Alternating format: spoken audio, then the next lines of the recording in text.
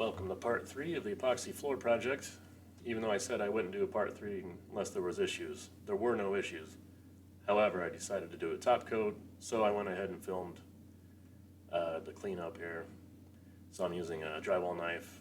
The pressure I'm applying is enough to scrape, but I'm not digging in whatsoever. It's kind of like the same pressure if you do drywall and the day after you do the mud, if you had like a ridge standing up and you just kind of take that knife and just, flatten that ridge off, that's how much pressure I'm using. So I am cutting flakes down. Flakes are standing up, and not everything's going to lay in there flat, especially when you do full covers like this. They're not going to be able to. So I'm taking those off. I'm getting a lot of bits and pieces, but totally reusable.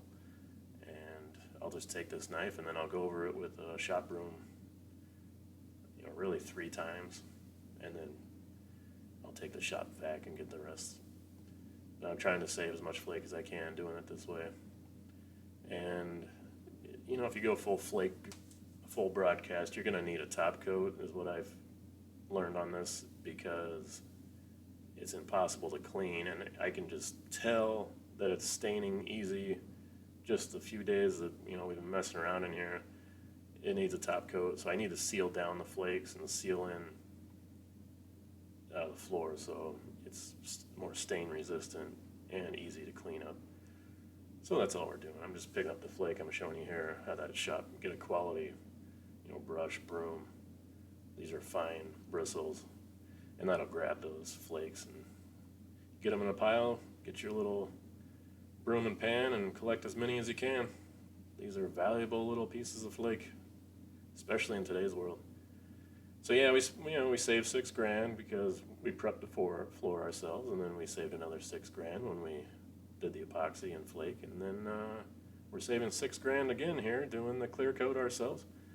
So yeah, saved $18,000 doing this ourselves. And here's what I use: water-based. It's called Helmsman from Wax. It's urethane, so clear satin finish. It's white in the can. It'll go on clear. Cures up in about an hour. I'm gonna drive on this maybe 48 hours after I do this, but I think I could drive on it, the next day for sure. I'm just gonna give it an extra day.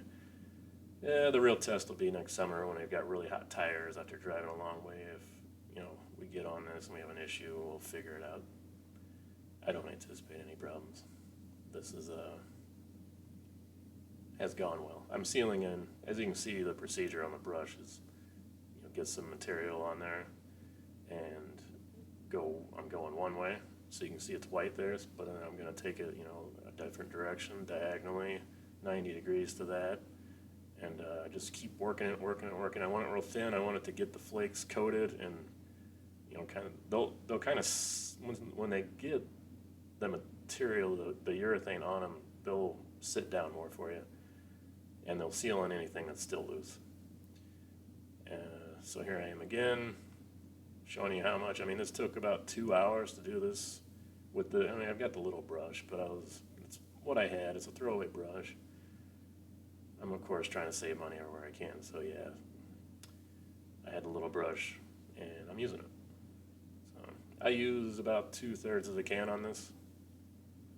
I think if I did a second coat, I think the rest of that can would probably do a second coat. So this is about 250 square feet. And I'm just going to show you more of the brushing. I'm really in every direction I could possibly think of to thin this out, and I don't want a slick surface, but I want a cleanable surface, which I ended up with. And it's going to give you a glossy look, even though it's a satin finish. I didn't want a high gloss.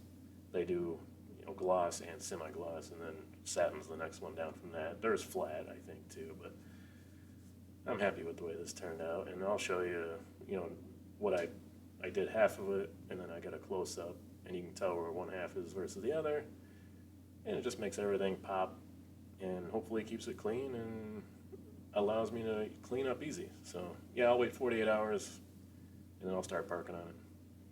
But that's part 3. I hope you've enjoyed the series, and thanks for watching.